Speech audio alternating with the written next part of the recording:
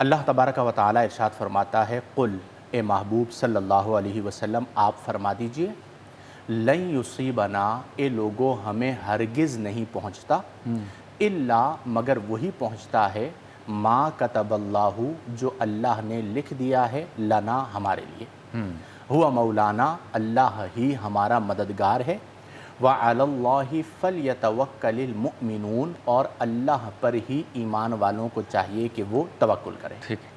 آیہ مبارکہ کا شان نزول یہ ہے کہ جب ظاہری اعتبار سے مسلمانوں پر مصائب آتے تو کفار کہا کرتے تھے کہ اگر تمہارا رب ہے تو تم پر مصیبتیں کیوں آ رہی ہیں، تم پر پریشانیاں کیوں آ رہی ہیں وغیرہ۔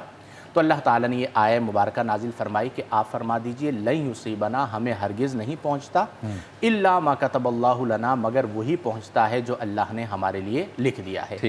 جو اللہ نے لکھ دیا یہ کہلاتی ہے تقدیر۔ اور تقدیر کے مفہوم میں بہت سے لوگ پریشان ہوتے ہیں۔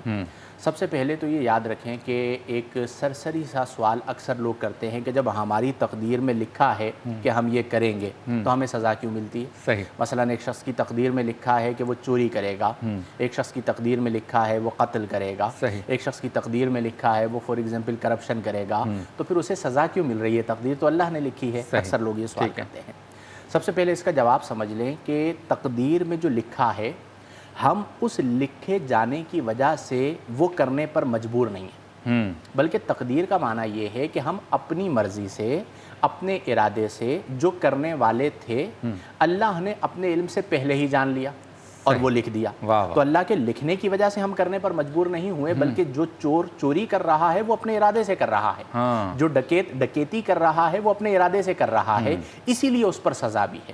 یہ یوں ہی ہے کہ جیسے فار ایگزامپل کل کسی شخص نے کراچی سے اسلام آباد جانا ہے، مجھے کسی طرح پہلے خبر مل گئی، میں آج آپ کو بتا دوں کہ شبیر بھائی کل جو ہے وہ کراچی سے اسلام آباد جا رہا ہے۔ اب وہ کہے یہ چونکہ مفتی صاحب نے کہا ہے اس لیے میں جانے پہ مجبور ہو گیا، تو ایسے بیوقوفی کہا جائے گا کہ اس نے تو ویسے ہی جانا تھا، میں نے اپنی سورسز سے جان لیا اور آپ کو خبر دے دی۔ تو اللہ تبارک و تعالی علیم بذات الصدور ہے، تو جو بندہ کرنے والا تھا اللہ نے وہ جان کر لکھ دیا، یہ تقدیر ہے۔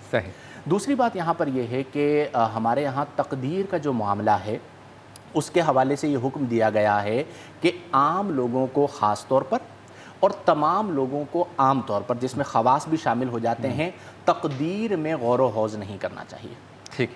اس کی وجہ یہ ہے کہ جب آپ تقدیر میں غور و خوض کرتے ہیں تو شیطان آپ کو گمراہی کی طرف اور بربادی کی طرف لے کر جاتا ہے۔ جیسا کہ حدیث میں ذکر آیا کہ شیطان یہ کہتا ہے کہ فار ایگزامپل اس درخت کو کس نے بنایا؟ آپ کہتے ہیں اللہ نے۔ آسمان کس نے بنایا؟ آپ کہتے ہیں اللہ نے۔ زمین کس نے بنائی؟ آپ کہتے ہیں اللہ نے۔ کچھ سوالوں کے بعد پھر وہ کہتا ہے کہ اللہ کو کس نے بنایا؟